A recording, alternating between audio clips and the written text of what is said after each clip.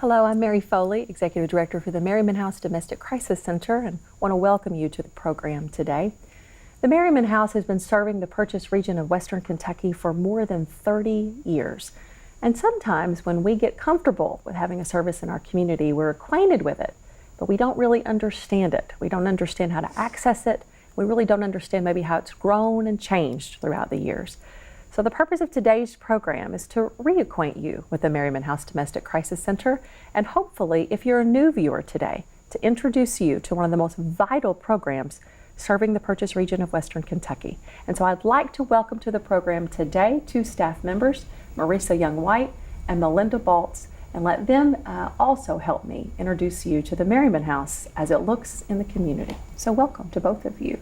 Good morning. So Maressa, you have been with the Merryman House for quite some time, so I'm going to give you just a minute to introduce yourself, how long you've been with the Merryman House, and then just an overview of what you do on a day-to-day basis. Well, I've been with the Merryman House since 2004 in various positions, and so now... I think almost every position. Yes, I think so. And so now I'm currently in the position of outreach. Just all those services, outreach and community relations. We just changed your title. If folks are wondering why you're struggling, we just changed you. You did. I've had many titles, and right now it is Director of Outreach Programs and Community Relations. Okay. And Malinda, talk to us about your new connection to the Merryman House. Yes, I have been with Merryman House now since December of 2014, but I have worked alongside with you all as a community partner since 1999. So I'm working in outreach now as economic empowerment specialist. Okay, and so you're serving through Americorp, which is a program through the coalition, the Kentucky Coalition Against Domestic Violence. And really for us, I think Maressa would agree, it was just a great opportunity to snag you through that program, and then we've put her in lots of different places. So welcome to both of you. Thank you. You know, for viewers that are tuning in today, they have seen the Merryman House look a little different logo-wise, and maybe look a little different in the way that they have viewed it. And so it's been a little bit of re-sprucing, if you would, a little bit of rebranding. And so one of you, it doesn't matter which one, tell me what is our mission statement and how does it sound different today? Well, today it is the Merryman House saves, builds, and changes lives of those affected by domestic violence. And so we've been doing that for more than 30 years, but there's something about that tagline, saving, building, changing lives. And so what I'd like to do, just for the first half of our program today, is really talk about how does that mission get executed on a day-to-day basis. And I can't tell you all, I'm sure you all have also seen, when you get into the community, people equate Merryman House equals emergency shelter, and we do.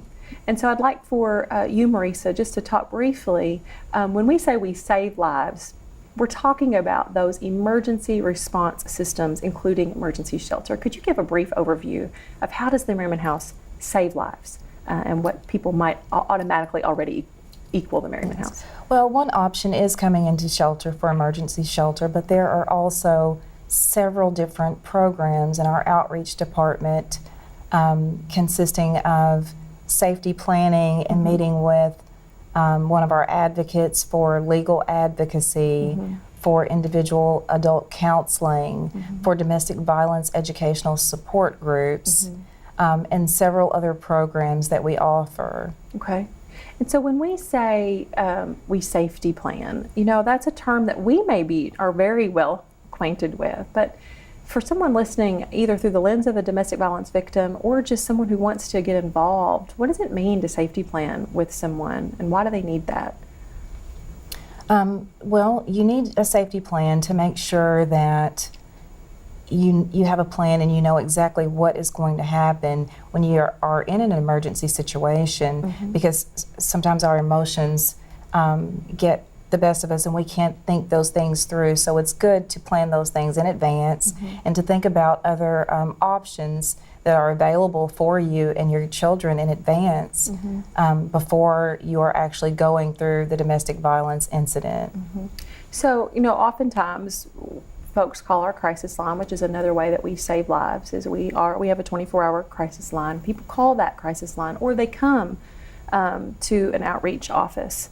and they are either in the middle of a highly acute or violent situation, or there's been some a lull, I guess, if you would, in that domestic violence situation. And so what are the types of things that our advocates help folks with when you say they safety plan? Can you give me some practical examples of what that might look like?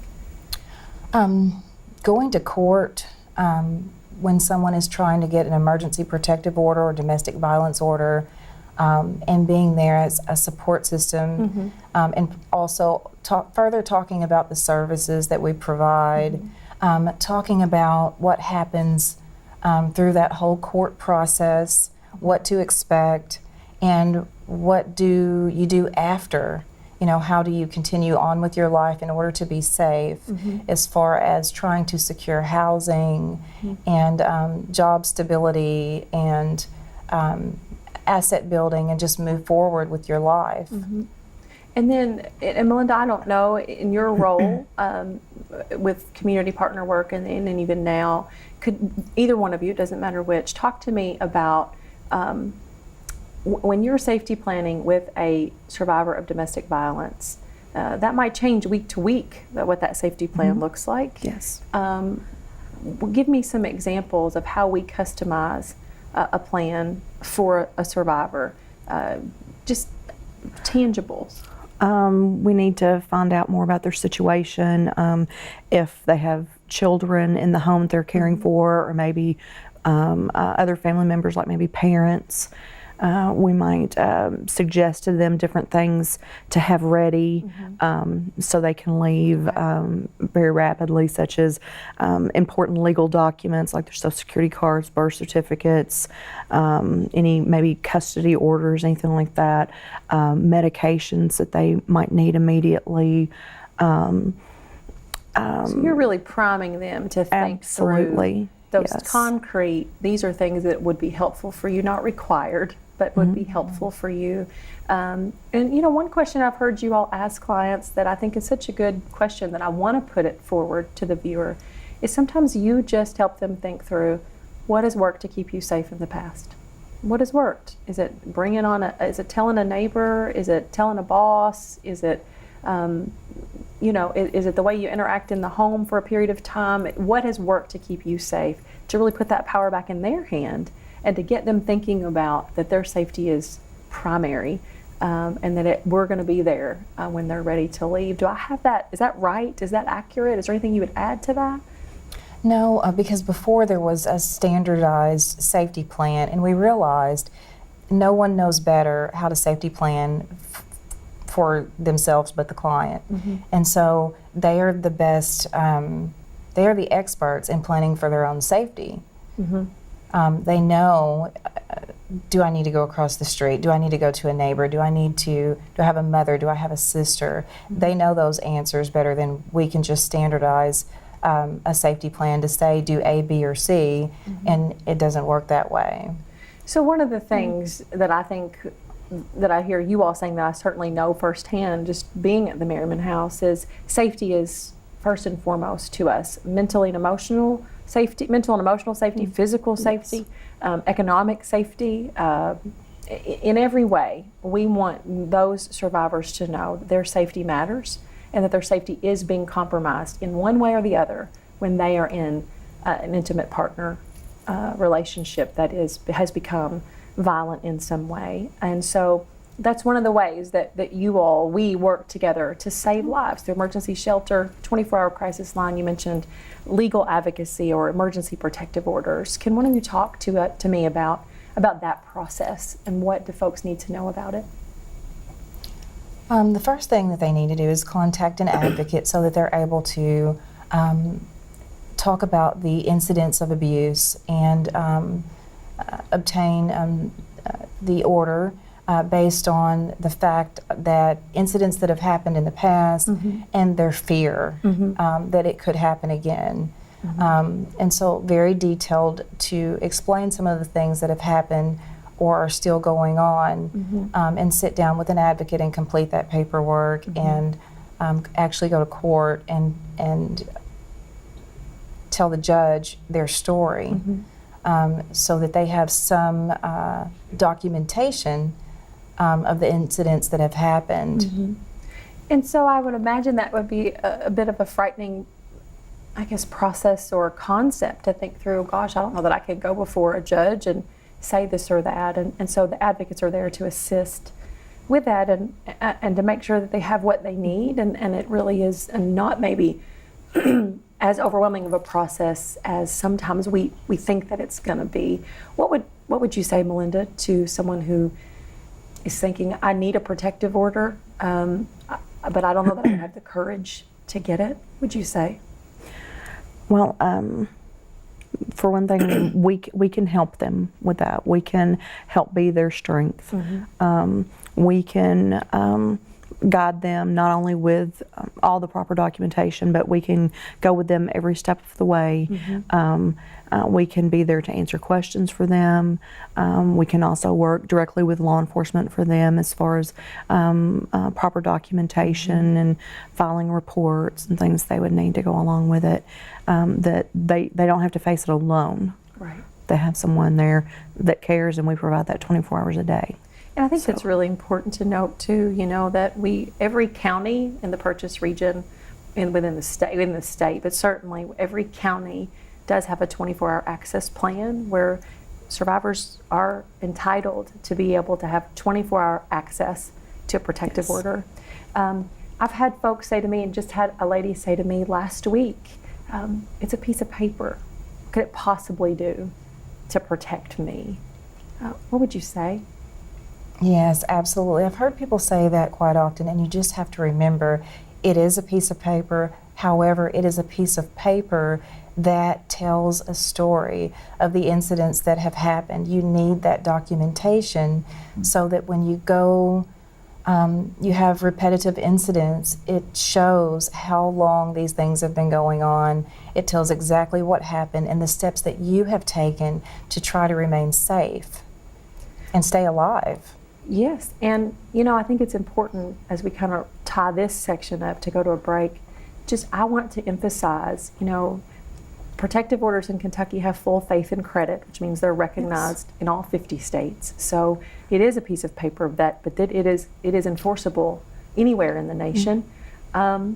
Research out of the University of Kentucky from Dr. T.K. Logan shows that there is more than a 50% drop in attempts to violate that order once one is in place. So repeated acts of contact and violence drop by over half by just having that documentation. And I will never forget, I heard a judge say one time in a courtroom to a survivor, one of the most severe cases I had ever heard. He looked at her and he said these words, and I think this is the point I'd like to close on before we take a break. He said to her, "This is not a human shield. It is a piece of paper. But if you will enforce this piece of paper, it does become a shield for you." And I have never forgotten that. He said it's your job to enforce and to be wise that it's not a shield, but it does have a purpose and it can protect you. And I just want to send that message, I think, to survivors today. So Merryman House saves lives. And so when we come back, we're going to talk about how you two specifically work to build and to change. And you are not going to want to miss it. Stay with us.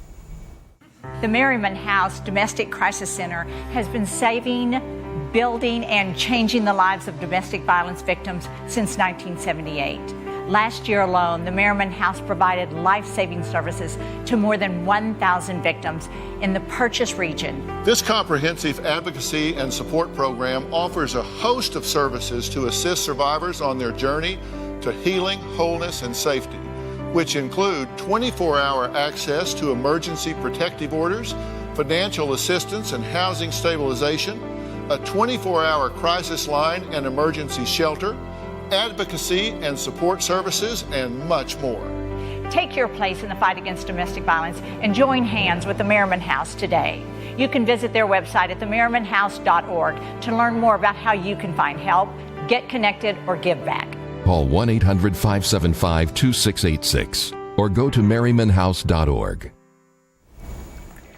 Welcome back to the program. I'm Mary Foley, Executive Director for the Merryman House Domestic Crisis Center, and I just want to take just a moment to thank the Dr. Phil Show for the PSA, as well as WPSD Local 6 for their production work on that for us. So thank you. And so we have Malinda with us and Maressa with us from the Merryman House, specifically the outreach department. We've talked about how many folks think the Merryman House equals emergency shelter and are maybe unaware of the size and scope of the services offered to victims of domestic violence within the Purchase region. So we are emergency shelter, but we are so much more. And so our mission statement is saving, building, and changing lives. And we've spent the first half of the program talking about what life-saving services look like. And they are emergency shelter. They are a 24-hour crisis line. They are assistance with emergency protective orders. They are lethality assessments with local law enforcement. But once that saving takes place, if you would, we know that this crime, and we know that trauma, and we know that sexual assault within domestic violence causes devastating, long-reaching, and long-term consequences. And so there is a rebuilding and a changing process that must take place, and we recognize that. And I'm so excited to hear you all talk about how is it that we are rebuilding and changing lives for survivors, and what does that look like in the outreach program? Maressa, why don't you start? I'm so excited because of the services that we are now offering are financial literacy classes, individual development accounts, housing stability, domestic violence educational support groups. There are so many services that are offered today that we were not able to offer before. So it's so much more than emergency shelter. We have clients that have been with us for years and years and years. And it truly does make a difference in their lives and the things that they are able to accomplish long term. Well, and you know, we, our founder, Merryman Kemp, attended a staff meeting just last month and talked to us and reminded us of the history of our history and where, from whence we've come, and that there was a time when shelter was the only thing we could offer, and it was the most important thing to get them out of that situation. But then went on to voice, there's so much more that needs to be done, and talked about that process. And so why are financial issues such a big deal with domestic violence survivors? Well, one of the biggest ways that a victim can be traumatized or abused is financially, whether they are not allowed to work or leave the home, not allowed to have any say in the finances of the home, whether it be bank accounts, credit accounts. Some don't even know what bills they have, where the mortgage is held, any utilities, anything like that. They're not allowed to have any power in that. So we are able, with the financial literacy programs that we provide, to empower these women. And it can start from something as basic as teaching them how to budget. They may have never written a check before in their life. So we start from the very basics and talk to them about bank accounts, teach them about bank accounts. We help them gain employment. To be able to see our victims become survivors and become empowered financially so that they can support their families, it opens so many doors for them that have never been opened before. Now, am I correct that the number one barrier to leaving and breaking free from an abusive relationship is financial in some way? And that's why we give such emphasis to this particular program. Now, Maressa, we have some new partners on board to help with that financial literacy part. Let's give a shout out to who do we have on board right now helping us? There are, Allstate agents, Scott Jordan and Stuart Nadesh. And they have been wonderful with partnershiping with Merryman House in providing not only the financial literacy classes, but one-on-one, meeting with clients one-on-one for budgeting and credit repair. Bob Bloomingberg with Paducah Bank has also been very active in providing the one-on-one and financial literacy classes. And he's the vice chairman of our board of directors. I feel like I need to disclose that, but he has certainly just really come along. And so has the Paducah Bank team. Yes, in their willingness. all of their staff have been wonderful. Elizabeth Grimm, Lindsay Mansfield. So I'm going to point back Yes. quickly. When you mentioned credit repair, that's another arm of that economic empowerment or economic justice, we call it. And so I want to make sure that with the time we've got that we get to all of that, because I think it's so critical for viewers to understand what is available. So when you say credit repair, how does the Merryman House work to do that along with our coalition? And why is it important? One way is we provide interest-free microloans that will help build credit, usually by 50 points or more. Wow. For example, we may have a client that has saved in one of our IDA programs for home ownership, but her credit score is still low to where she could not originally be approved for a traditional home loan. Okay. With the microloan and boosting the credit score, that then allows her to be eligible for the traditional loan through a bank, through a finance company. And so raising their credit scores are very important to help with any type of asset building. Okay, so basically, we can start, for those that need to start at the very basics. Yes. We can do that. We have partners that come on to do a teaching process and to expose them to banking and to take away sort of that fear. And then you're telling me that we can also work with them to be in a position financially to own their own home and help them repair their credit for long term, or even just to get through that initial door. Have we had survivors purchase homes through our programs? Yes, we absolutely have. Purchase homes, purchase cars, Yes. go back to school and start their own small businesses that have been successful. Wow. And so I'm not asking you to quote them verbatim, but what do they say? Give me some idea of a glimpse into their moment when they know they're going to be able to buy their own home or go back to school or actually have a vehicle. Or tell me, what do they say? A lot of tears. Words like, I thought this would never, ever happen for me. I can't believe it. This is a dream come true. Just feeling like it's a fairy tale, you know, until you actually get the keys to your new home or you actually get the keys to, you know, your new car, and you realize these are life-changing things that have happened for me. And I did it with the help of the Merryman House, but I did it. Absolutely. That's, to me, that's the most important part for them. It's not just being handed to them. It's not a handout. They are saving and doing everything possible to make this happen. And it just opens doors for them to be. The biggest barrier to being able to be employed or go back to school is transportation. And if they're able to save and go out and purchase a vehicle, and not only that, they're learning how to take care of the vehicle.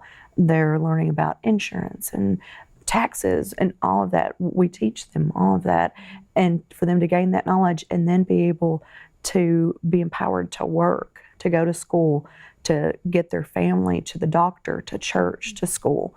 It's amazing.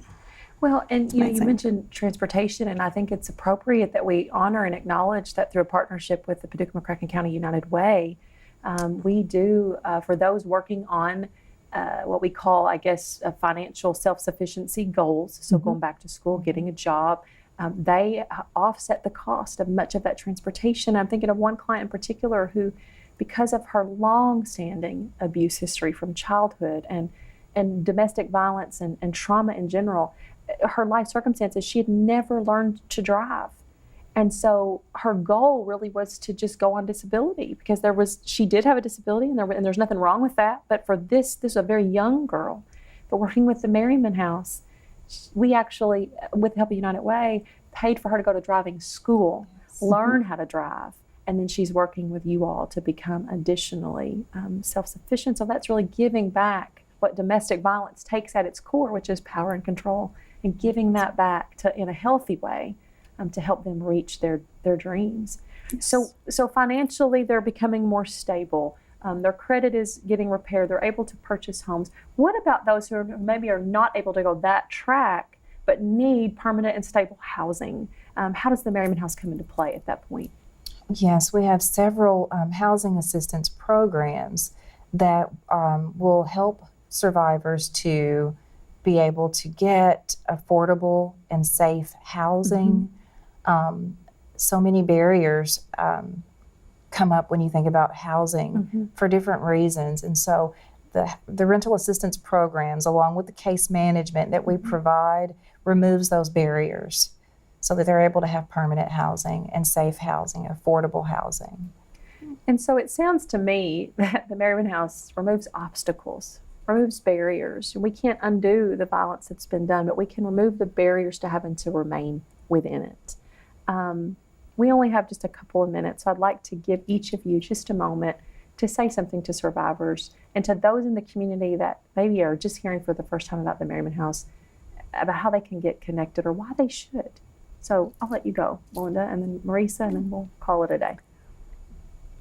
I think one of the most important things for someone that is going through a domestic violence situation, whether it's a female victim, a male victim, the children, to know that you are not alone. You do not have to go through this alone. There are people that care about you and want to help you and can get you started in the right direction to gaining back the power over your life that's been taken from you. Beautiful. Thank you. Maressa? I would say that it's important to know that no matter what you've been through,